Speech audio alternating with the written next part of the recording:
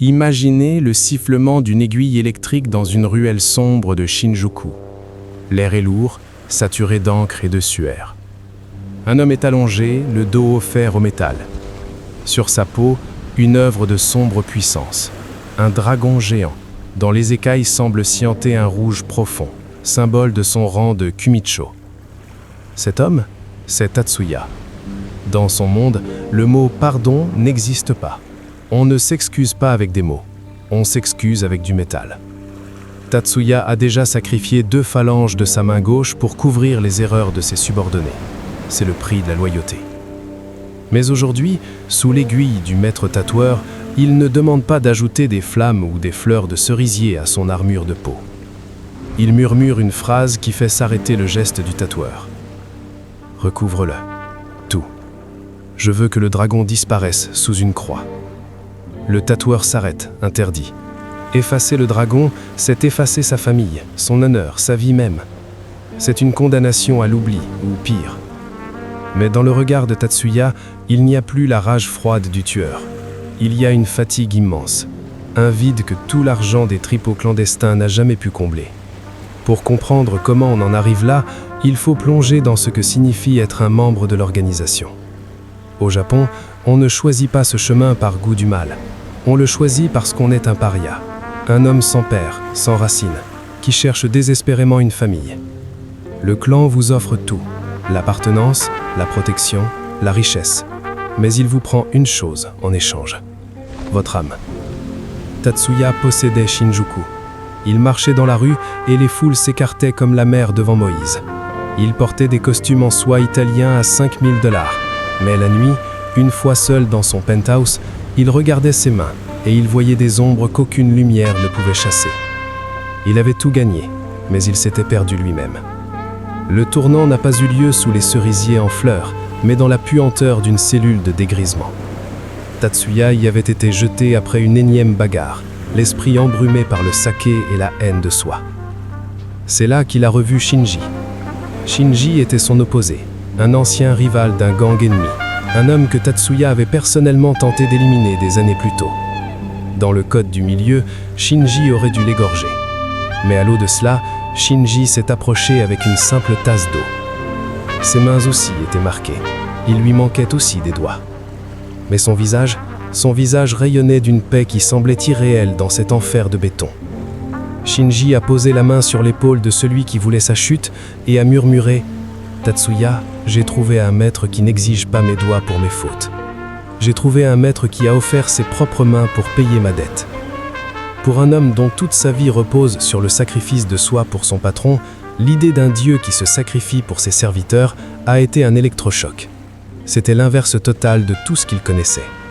Ce soir-là, dans le froid de la cellule, le dragon sur son dos a commencé à lui sembler terriblement lourd.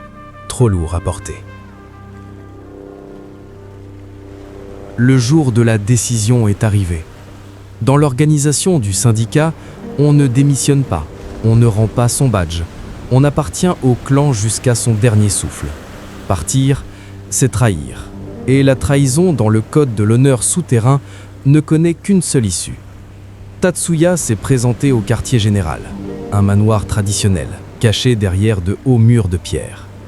Il a traversé les couloirs, sentant les regards de ses frères peser sur lui.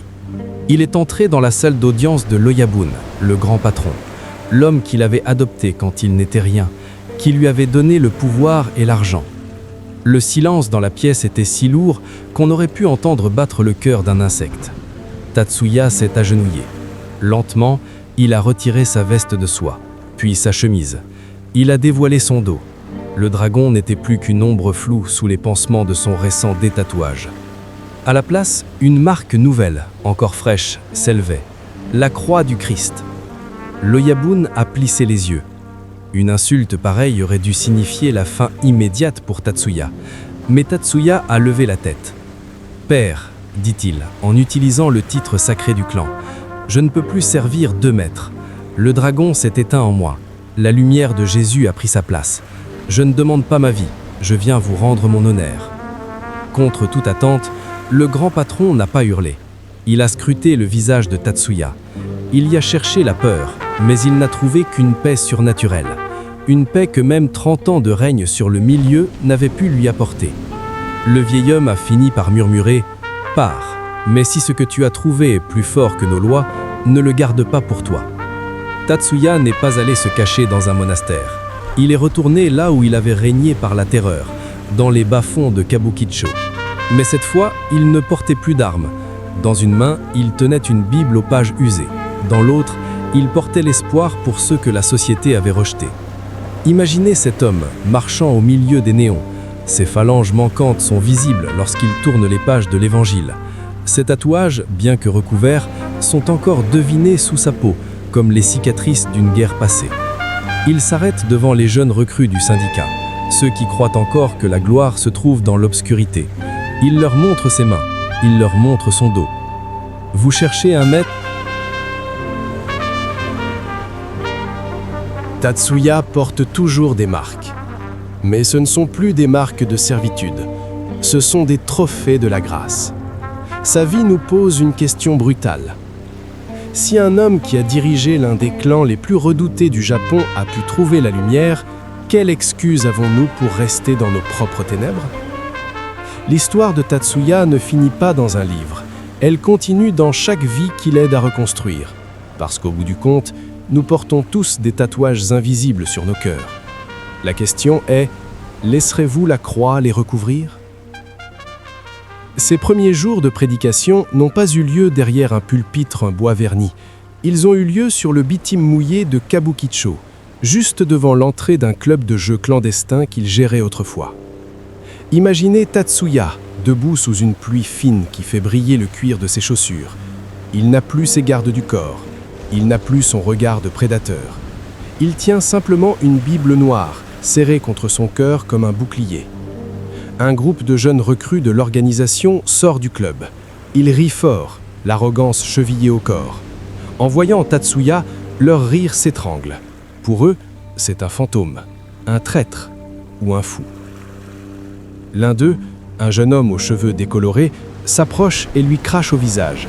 « Alors, le Komicho est devenu un mendiant de Dieu. Où sont tes phalanges, Tatsuya? Tu les as données à ton nouveau maître aussi ?» Le silence qui suit est électrique. Dans son ancienne vie, Tatsuya aurait brisé la mâchoire de ce gamin avant même qu'il finisse sa phrase. Ses poings se serrent par réflexe, les muscles de son dos, là où le dragon est encore tapi sous la croix, se contractent. C'est le moment de vérité. L'homme ancien veut frapper, mais l'homme nouveau respire. Tatsuya ne baisse pas les yeux. Il essuie lentement son visage de la main gauche, celle où il manque des doigts. Il regarde le jeune homme avec une compassion qui glace le groupe. « J'ai donné mes phalanges pour un homme qui ne m'aimait pas, petit, » dit-il d'une voix calme mais qui porte comme un coup de tonnerre.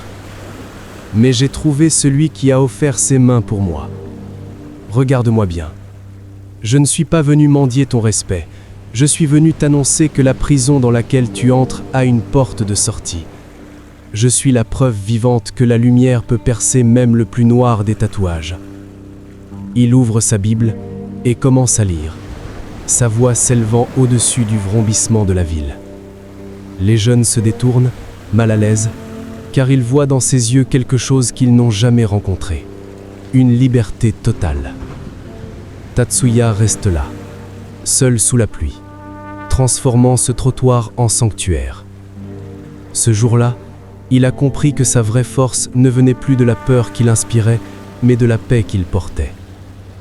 Es-tu prêt à découvrir comment cette même puissance a agi dans les steppes glacées de Mongolie, où un chaman redouté a dû transformer sa vie après avoir entendu une voix dans le vent?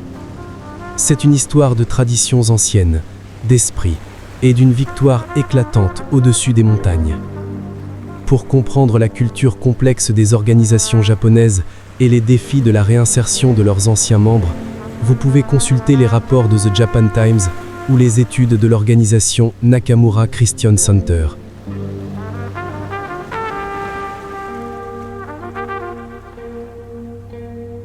Abonne-toi pour avoir la suite. Ne rate pas la prochaine vidéo. Allez, clique sur le bouton.